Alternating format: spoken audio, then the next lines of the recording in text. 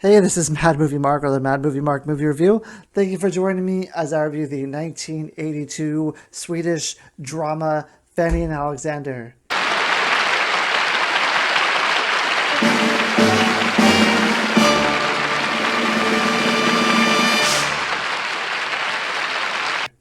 Hey, thank you. That's very nice of you. I didn't expect that. I'm reviewing every movie that has 100% first rating on Rotten Tomatoes.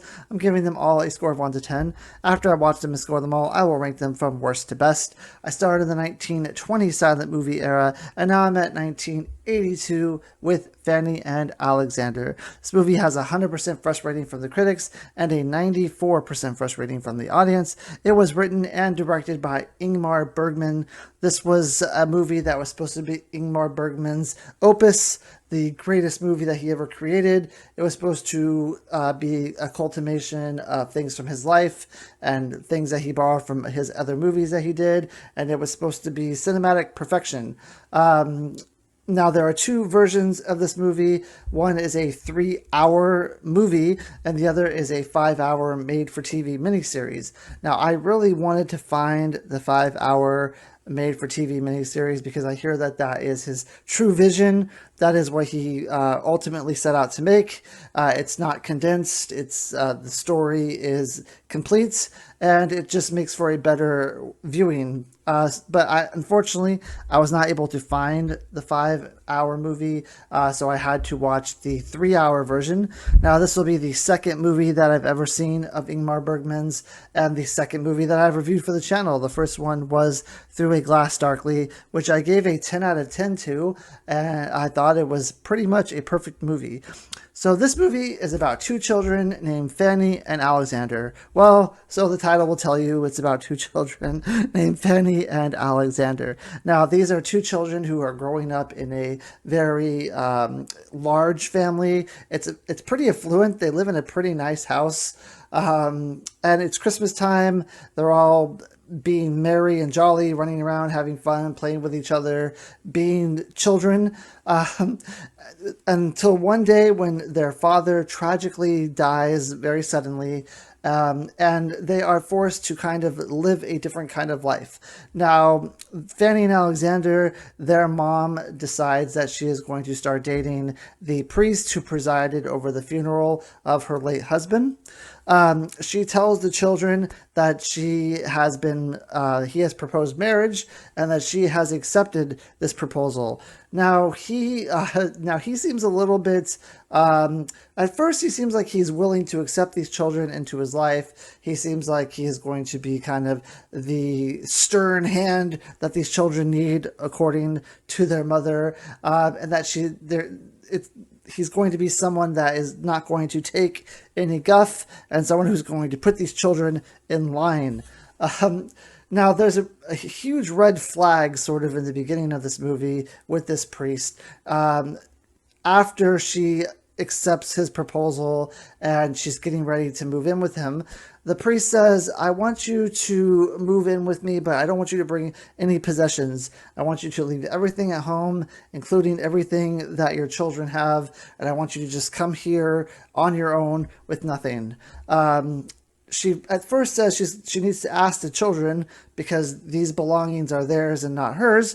But then after a few exchange of words, she decides that she is willing to just do anything for this man and that she is going to do what he says without any conversation with her children. Jag vill att du lämnar ditt hem. Dina kläder, dina smycken, dina möbler. Dina värdesaker. Dina vänner. Dina vanor och tankar. Jag vill att du helt och hållet lämnar ditt tidigare liv. Ska jag komma naken? Det är allvar, men älskade. Jag vill att du ska komma som en nyfödd till ditt nya liv. Och barnen? Barnen också. Deras leksaker, dockor, böcker. Ingenting. To me, this is a red flag. In my experience, when someone who is like the sole breadwinner of a family, has their significant other move into their house with nothing.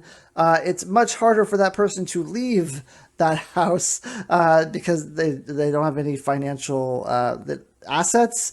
They don't have a job. They really have nothing, and they're really kind of really reliant on their significant other. And I never suggest that anyone ever do this. This is a really terrible idea. This is a terrible ask of the priest, and I think it kind of sets up early on who this type of person is and who this man is. He is someone who loves control, he loves authority, and he loves to be the one in charge, essentially. So, of course, she agrees to this. They end up moving in together. There's a few scenes earlier in the movie where we show that Alexander has this really vivid and bright imagination. He loves to kind of live in these dream worlds where he can escape the real world and escape real life. Now, the priests at one point in the movie gives him a stern talking to. He says, I know that imagination is important, and I know that children love to have an imagination, but you told a lie about your family at school, and I think that this needs to be addressed. Now, at first, Alexander has no idea what this lie is and what this priest is talking about. But then his mother chimes in and says, you told all the children at school that you were being sold into the circus. Kan du förklara för din mor och mig, varför har du ljugit i skolan? Vadå? Din klassföreståndare har skrivit till mig och berättat att du har spritt ut de märkvärdigaste lögner i klassen. Vadå? Såld till cirkus. Vill du förneka att du påstått inför dina klasskamrater att jag skulle ha sålt dig till en kringresande cirkus? Och att när terminen är slut kommer cirkusfolket och hämtar dig? Att du ska utbildas till akrobat och cirkusryttare tillsammans med en jämnårig zigenerska som heter Tamara. Now, to me, this is just a lie that a child, might tell. It doesn't seem like a very big deal. I think that maybe they're making it a bigger deal because of the prominence that the priest has in the town, and he doesn't want any rumors spreading around about his family being a circus. That would be just my guess. But they make it a really big deal, and they tell Alexander that you can no longer tell these tall tales. You can no longer tell these lies to people. So obviously later in the movie he tells another lie, but this is a much bigger lie that he tells kind of Fanny and the people around him. He says that he saw he overheard a conversation which implicates the priest in a murder of his former wife and his former children. Alexander dukade upp en förskräcklig historia. Jaså? Den gick ut på att... Det är så förfärligt så jag vet inte hur jag ska få det ur mig. Han påstår att salig biskopinnan blev inlåst av ers högvördighet och drunknade tillsammans med sina barn och hon försökte fly genom fönstret. He says that he has it on basically good authority that that the priest did murder his former family. Now word gets back to the priest that this happens, and of course he's upset. Now this is kind of a weird lie to tell. I don't feel a lot of animosity or that much tension between the priest and Alexander up until this point. I can see how Alexander would not want a new father or how Alexander doesn't like his father. He says that he thinks that the priest hates him. I'm not sure where this comes from, but he tells this lie and the priest tries to make him apologize for it. He eventually does apologize, but the priest ends up beating him with a cane. Now, he beats Alexander until Alexander is very bloody on his rear end, and he's very hurt. And then he sends Alexander up to the attic to spend the rest of his day. When the mom hears about this, she becomes very upset. And this is kind of where the movie... for me, starts actually picking up speed. It's where the movie actually starts getting really interesting. I think the best acting performances in this movie is definitely in the second half. After this part happens, I think this is where the script really ramps up. And I think that this is the second half of the movie. For me, is definitely the stronger half of the movie, and is definitely the better half of the movie. So in the second half, after she finds this out, she has a conversation with her mother, and her mother says, "You have to leave this man. This man is not good for you. This man's not good for the family, and not good for your children. You have to take your children and leave." Now, Ellie, who is the mother, she says that she has asked for a divorce and that the priest has denied her, and that the priest basically said that if she tries to take the children, that he is a much prominent figure in the community, and that he will easily be able to take full custody of her children. Måste lämna honom, Emily. Hem med barn, Helena.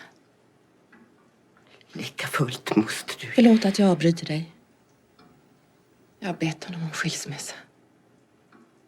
Han vägrar. Jag säger att jag lämnar honom i alla fall. Och tar han fram lagboken och förklarar ingående vad som sker.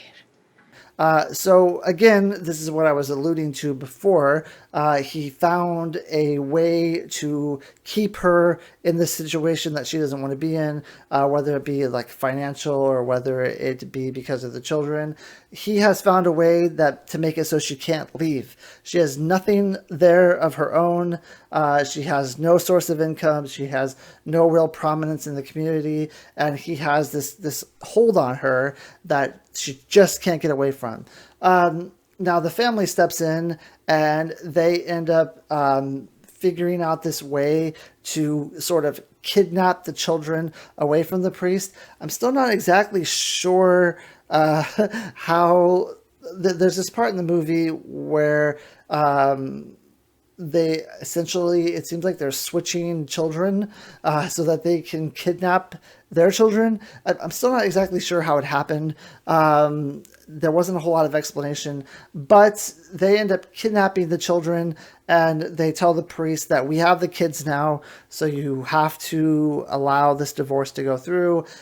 You have to allow us to have custody of the children, and that's just that. Now, of course, he fights it, and he says that this is definitely not going to happen, and he is able to manipulate Ellie into going back on what she said before, and now she says that she is no longer afraid of the priest and that she just wants her children to be returned to her.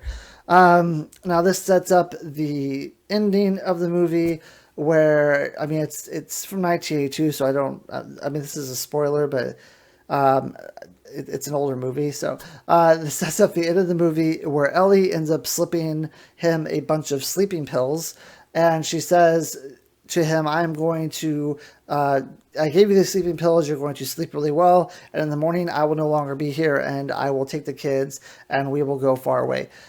This sets up a very, very great acting performance between the priest and between Ellie. It's very tense, it's very moving, it's just a fantastic scene.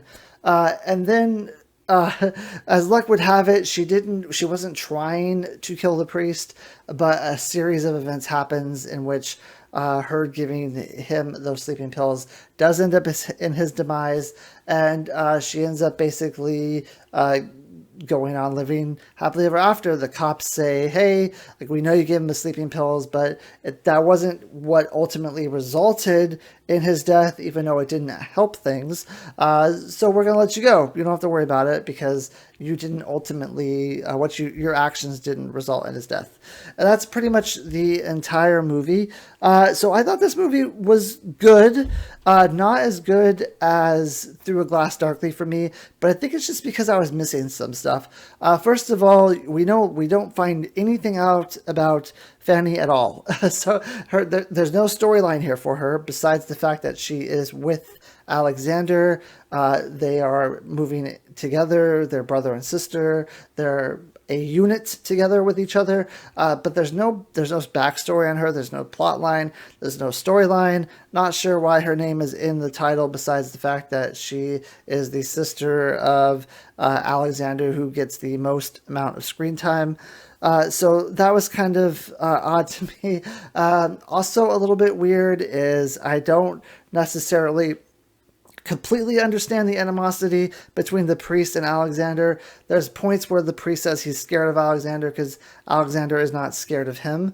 But I think I missed a lot of story here between the two of them, because you're just supposed to accept the fact that they don't like each other. You're supposed to accept the fact that maybe what Alexander is doing is justified before the scene where he gets beat with the cane. Because after he gets beat with a cane, like I don't care what he does to the priest. He can do whatever he wants. That was a terrible, terrible event, shocking scene, horrible to watch. And even later on, when the mom comes to visit Alexander and you see how bloody and how terrible he is, it's a very hard scene to watch.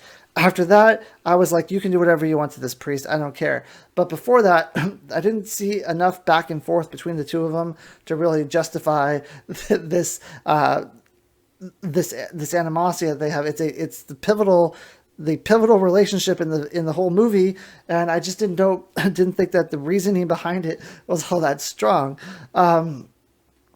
Besides that, there's also the manipulation of Ellie. I didn't understand at the end when she is confronted by her family, and she lies to her family and says, no, I'm perfectly fine here. I'm not scared anymore. I was at first, but I'm not anymore. I just want my kids back. I was under the impression that she knew where the kids were. Now, I don't know if she's doing this as part of the cat and mouse game that she's playing with the priest so she can ultimately take her kids in the end, or if she was actually brainwashed by the priest enough to where at this point she actually thinks she's not in harm's way. I was a little confused by that as well. Aside from that, the actress who plays Ellie, I think her name is Ewig Frawling, is absolutely amazing. Wow, this woman is a great, great actress. I've never heard of her before, but wow, she can steal a scene. And the guy who plays the priest is also really amazing. The acting's fantastic. Also, the music in this movie is really, really amazing. And it's weird because the scenes in the movie where I thought the music was the best was just scenes where they're playing like one note on a piano. There's like one note, one note, one note, and then maybe they go into the full piano song. But the way that they're setting up the music with the scenes in this movie is phenomenal. The music is great. Directing is amazing. The costume design is perfect. The script is really good. Is good. I'm just going to assume that the holes that were there would be filled in with the other 2 hours from the miniseries.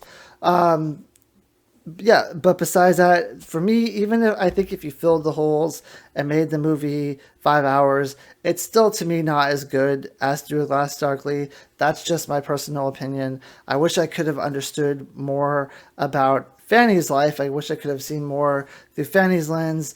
Understand kind of where her role is in this movie, kind of understand what kind of relationship she had with the priest, because you never really understand any of that. There's nothing that is explained about her life. There's members of the extended family in this movie that are also extremely great actors. They all give very solid performances. This movie is beautifully acted, as was Through a Glass Darkly. I just think that maybe Through a Glass Darkly was a little bit better with the acting and with the script making sense.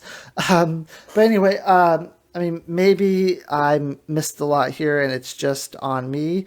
I will also say that the Swedish language is absolutely beautiful. I love watching Swedish movies because I love hearing the language. I love hearing them speak Swedish. It's just fantastic. There are some some languages and some dialects that I don't care for. So when I see a Swedish movie, I think, okay, great. I'm at least going to love the language that is being spoken. So anyway, that is all I have to say about Fanny and Alexander. I give it an 8.5 out of 10, and I hope you join me next time when I review The Gray Fox. Thank you. Have a great day.